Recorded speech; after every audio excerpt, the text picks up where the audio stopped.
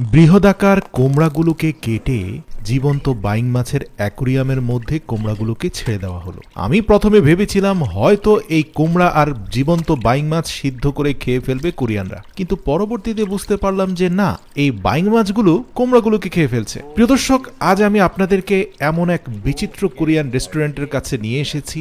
এখানে আপনি এক অদ্ভুত কোরিয়ান সংস্কৃতির খাবার দেখতে পাবেন, যেটা আমার কাছে খুবই অদ্ভুত মনে হয়েছে। তো এই খাবারের শুরুতে আমরা দেখতে পেলাম যে বড় আকৃতির 8-10টি গরুর মাথাকে তারা সিদ্ধ করছে, এবং সেই সিদ্ধ গরুর মাথার সাথে যে ঝোলটা বের হচ্ছে এটা হয়তো বিশেষ কোনো খাদ্যের মধ্যে ব্যবহার করবে। পরবর্তীতে দেখতে পেলাম কয়েক টন জীবন্ত বাইং মাছ এনে সেগুলোকে একটা চৌবাচ্চার মধ্যে ঢালা হলো। তো বাইং মাছগুলো লাফালাফি করছে। কয়েকজন এসে 2-3টি তরতাজা কুমড়োকে মধ্যখান থেকে কেটে ভেতর থেকে বীজগুলোকে বের করে সেই জীবন্ত বাইং মাছের চৌবাচ্চার মধ্যে কুমড়োগুলোকে রেখে দিল। আমি প্রথমে ভেবেছিলাম হয়তো এই কুমড়া আর বাইং মাছ সেদ্ধ করে ফেলবে, কারণ কোরিয়ানরা তো অদ্ভুত এমন সব খাবার দাবার খায় যেটা হয়তো আমার আপনার রুচিতে কুলবে না, কিন্তু তারা হয়তো খুবই মজা করে খায় এই খাবারগুলো। তো যাই হোক, একটু পরে দেখতে পেলাম যে না, কুমড়ার টুকরোগুলো ওই বাইং মাছ খেয়ে শেষ করে ফেলেছে। মূলত এই বাইং মাছ রান্না করার পূর্বে এগুলোকে পর্যাপ্ত পরিমাণে মিষ্টি কুমড়া খাওয়ানো হয়, তারপরে এগুলোর পেট পরিষ্কার না করে ডাইরেক্ট এগুলোকে সেদ্ধ করে ফেলা হয়। প্রিয় দর্শক,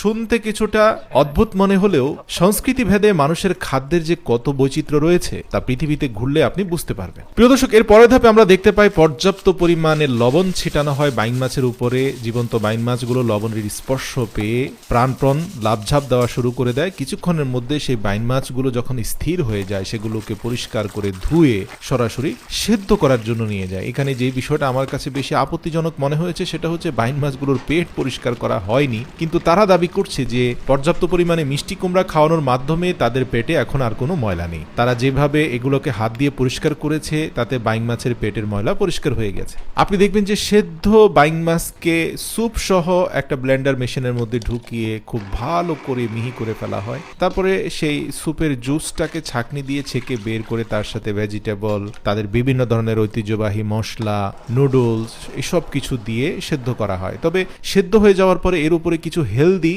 শাক লতা পাতা দিয়ে এগুলোকে স্বাস্থ্যকর করা হয়। বিশেষ করে অসুস্থ মানুষদেরকে তারা এই ধরনের স্যুপ খাইয়ে থাকে। এছাড়াও এই বাইং মাছগুলোর একটা অংশকে অনেকটা চিকেন ফ্রাইয়ের আদলে ডো মাখিয়ে এগুলোকে ডুবন্ত তেলে ভাজা হয়। তো কোরিয়ার এই রেস্টুরেন্টটাতে প্রচন্ড ভিড় এরকম জীবন্ত পেট পরিষ্কার না করা বাইং মাছের স্যুপ খাওয়ার জন্য। আপনি দেখবেন যে সকালবেলা থেকে মানুষ দলে দলে আসছে এখানে এই খাবারগুলো উপভোগ করার জন্য, যেখানে পাশাপাশি আছে গরুর মাংসের স্যুপ, আছে নেহারির মতো গরুর মাংসের মাথার থকথকে মাংস, এছাড়াও ফ্রাইড বাইং মাছ, আর সবচেয়ে আকর্ষণীয় যেটা সেটা হচ্ছে বাইং মাছের স্যুপ এবং বাইং মাছের